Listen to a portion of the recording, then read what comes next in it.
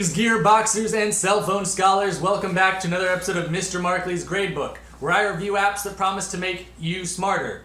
Today, get your comment tags ready because we're going to learn how to code with SoloLearn. Learn to code for free. The promise from the App Store. Learn to code on the go for free with SoloLearn. Start with any of 12 programming languages. Our community makes learning to code as easy and as mobile as it can possibly get. The history. SoloLearn is an Armenian US-based company that was started in 2013 with the help of a venture capitalist group, Gradebook Ventures, which was also established the same year. And since then it has gained millions of dollars from other venture capitalist groups, and in 2017 it won the Facebook Start App of the Year, and according to the company itself, has been very popular amongst refugees trying to learn a skill they can take to their new host countries. My initial thoughts are that learning to code on the phone is hard. Learning to code on the phone is not fun, and you'll see why. The review. For those that don't know, I grade these apps on 3 separate things. The design, how good does it look, how easy is it to use. The fun, is it enjoyable or does it make the task easier and more enjoyable to do. And 3, worth, does it do what it promised it would do. Obviously, not everything worth doing is fun, not everything fun is easy to do, and not everything pretty is substantive. Let's get into it. SoloLearn is half educational app, half social network for coders. The homepage is an activity feed showing off the code of the day, what your friends have been posting, and some code samples from SoloLearn itself. You can even upvote and downvote these posts, similar to Reddit. Of the 5 pages, 4 of them are social-based. There's an arena to challenge another player's knowledge of the language. There is your own activity feed to track your friends' progress. There are society-posted codes which you can upvote and downvote and comment on. And there's a community discussion board for things pertinent and impertinent to coding. Only 1 page is about learning code from the beginning, and it is set up in a way that most educational apps are. Select a topic, do the lessons down the skill tree until you've reached the end.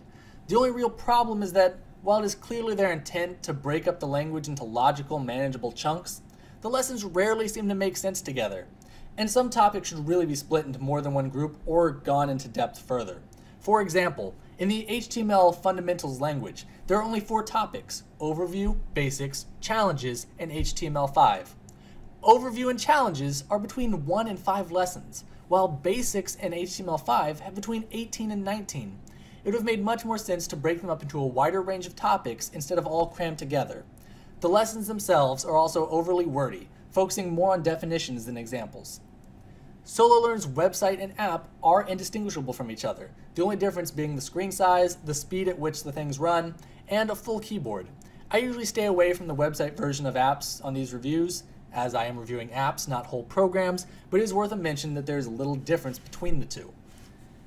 It's crammed full of stuff, which makes it distracting, but the pages are different enough that you never feel lost or confused.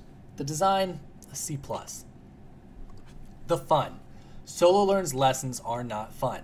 Yes, they have progression, experience points, and achievements for gamification, but the lessons themselves are more introductions and reading comprehension rather than making anything yourself. For a topic as hands-on as coding, lessons should contain simple tutorials on how to do things. You should be able to see what you are making in front of you, a challenge, a goal. SoloLearn doesn't do that, and when it tries, it doesn't do well. There is a code playground to see things in action, but it is difficult to use on a phone and extremely slow to run. This is a little different on the computer, but it is still not as fun as working towards an overall goal. The lessons are also extremely wordy and boring, trying to cram too much stuff into the lesson that would better be spread out over multiple parts. SoloLearn's social network side is fun and great for intermediate coding learners. Competing against other players encourages you to learn more to win. Reading other coders' programs is fascinating, and it's a great way to reverse engineer their code to find out exactly how it works, and to learn some new things yourself.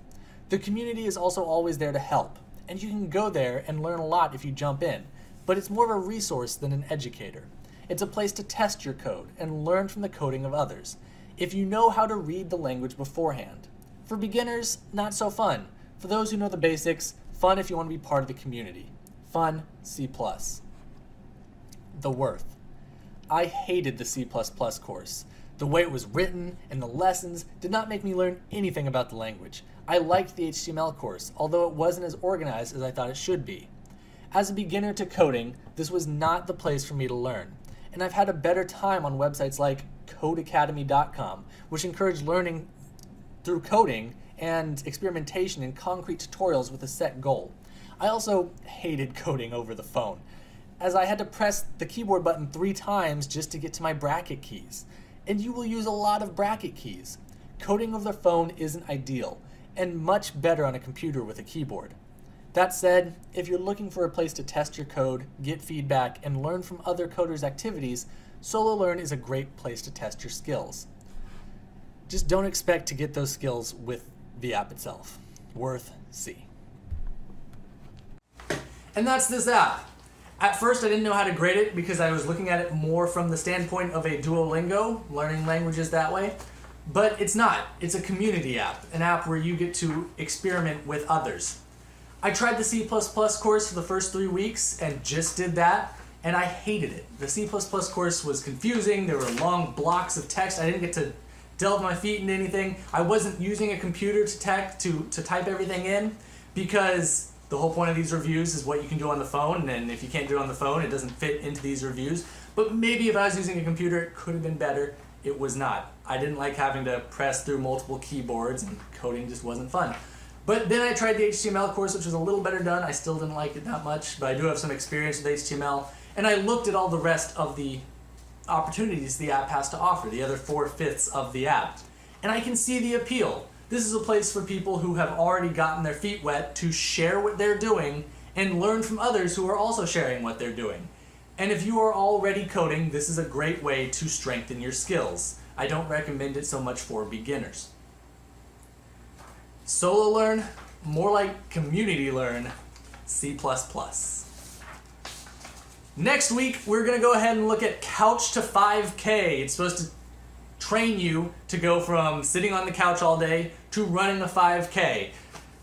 It's not exactly one I can review pretty well because that's something I could do way back when and still can do. So I'm going to have a guest reviewer that I've been running with, my girlfriend Brooke. We're going to try it out, and we'll let you know what we find. See ya. Thank you all for watching. If you enjoyed it, please check out the subscribe buttons here. And if you want to check out other things that the Gearbox Union and I have done, they're up here. And I hope to see you next time.